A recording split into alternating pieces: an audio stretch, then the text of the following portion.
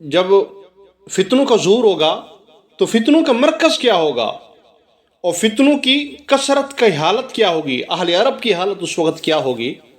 تو میرے محبوب پیغمبر صلی اللہ علیہ وسلم کے فرامین مسند احمد بن حنبل میں موجود ہیں، اور تاریخ کی دیگر کتب میں، احادیث کی دیگر کتب میں میرے پیغمبر صلی اللہ علیہ وسلم ان چیزوں کا اظہار فرمایا، بیان فرمایا۔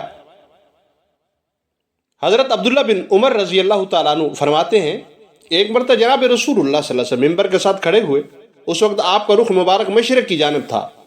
آپ صلی اللہ علیہ وسلم نے ارشاد فرمایا، خبردار، فتنہ وہاں سے اٹھے گا جہاں سے شیطان کا سینگ یا فرمایا سورج کی کرن طلوع ہوتی ہے۔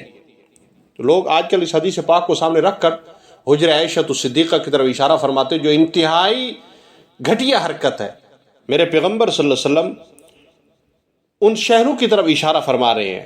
حضرت ابو ہریرہ رضی اللہ تعالیٰ عنہ فرماتے ہیں کہ رسول اللہ صلی اللہ علیہ وسلم نے ارشاد فرمایا، قیامت اس وقت تک قائم نہیں ہوگی جب تک کہ ایک شخص کسی شخص کی قبر کے پاس سے گزرے گا اور کہے گا، کاش اس قبر والے کی جگہ میں ہوتا۔ یعنی وہ دنیاوی تکالیف اور فطروں سے تنگ آ کر مرنے کی خواہش کرے گا۔ یہ وہ وقت ہے جس وقت میں لوگ ان دنیاوی مصائب و حالات سے تنگ آ کر ایسی خواہشات کرنے لگے ہیں۔ اہل عرب کی کیا حالت ہوگی؟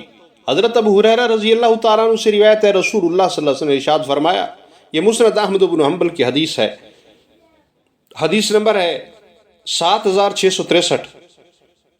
میرے پیغمبر صلی اللہ علیہ وسلم نے ارشاد فرمایا، قیامت اس وقت تک قائم نہیں ہوگی جب تک قبیلہ دوس کی عورتوں کی سرین ذو خصلت نامی بت کے گرد حرکت نہ کر لیں۔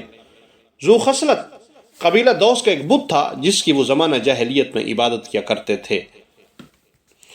حضرت ابو ہریرہ رضی اللہ تعالیٰ عنہ کا ایک مزید روایت ہے کہ رسول اللہ صلی اللہ علیہ وسلم نے ارشاد فرمایا، دریائے فرات سے سونے کا خزانہ ظاہر ہوگا اور جو بھی وہاں جائے گا کچھ حاصل نہیں کر سکے گا۔ حضرت ابو ہریرہ سے روایت ہے کہ رسول اللہ صلی اللہ علیہ وسلم نے ارشاد فرمایا، قیامت اس وقت تک قائم نہیں ہوگی جب تک کہ وہ دریائے فرات ایک سونے کا پہاڑ ظاہر نہ کر دے جس پر لوگ قتل و قتال کریں گے، 100 میں سے 99 قتل ہوں گے اور ہر شخص امید کرے گا کہ شاید وہ کامیاب ہو جائے۔